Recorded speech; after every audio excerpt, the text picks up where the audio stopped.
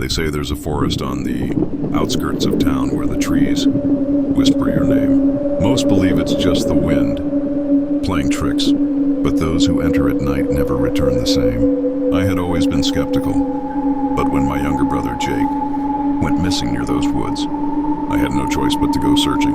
The police found nothing, no footprints, no signs of struggle.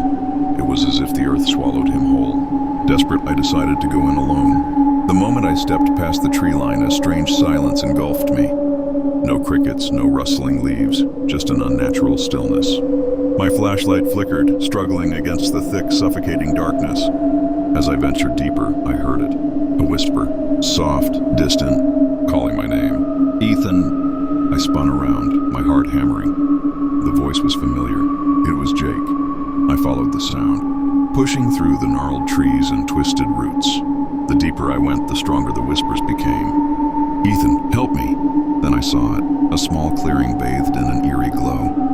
In the center stood Jake, or something that looked like him. His skin was pale, his eyes hollow, his mouth stretched in an unnatural grin. Ethan, he whispered again, but his lips weren't moving. A cold dread crawled up my spine. I stepped closer, reaching out. Then the ground beneath me gave way.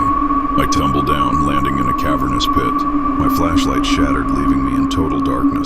And then, the whispers changed. They weren't just calling my name anymore. They were laughing, mocking.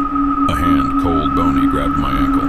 I kicked and scrambled, clawing at the dirt, pulling myself up just as the hands multiplied, reaching, grasping. I climbed out, gasping, and bolted through the trees, ignoring the voices begging me to stay.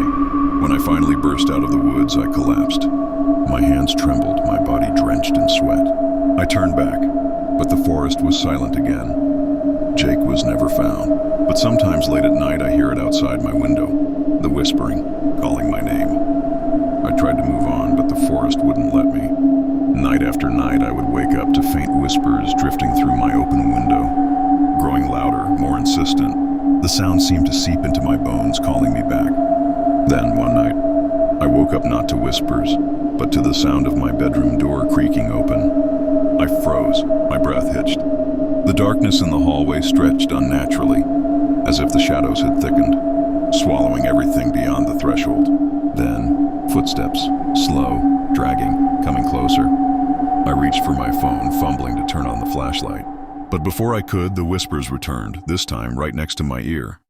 Ethan, why did you leave me? I spun, but there was nothing. My bedroom was empty. My door still stood ajar, leading into the darkness. I slammed it shut, locking it, pressing my back against the wood. My heart pounded, my body shaking. I didn't sleep that night, or the night after. I started seeing shadows move in my peripheral vision. Reflections in mirrors that weren't my own. Objects in my room shifted places when I wasn't looking. My mind teetered between paranoia and reality, but deep down, I knew the truth. Jake had never left that forest, and now neither had I. The forest wasn't done with me. One night, unable to take it anymore, I decided to go back. I packed my things, left a note on the counter, and drove straight to the woods. The moment I stepped past the tree line, the air grew thick, suffocating. The trees leaned inward, like towering figures watching my every move. This time I didn't need to search for the whispers. They were waiting for me. A path I didn't remember had appeared, winding deeper into the trees. I followed it, drawn by the voice that had haunted me for months. I reached the clearing, the same eerie glow illuminating the space. But this time Jake wasn't alone. Figures stood around him, pale, grinning, eyes hollow and dark.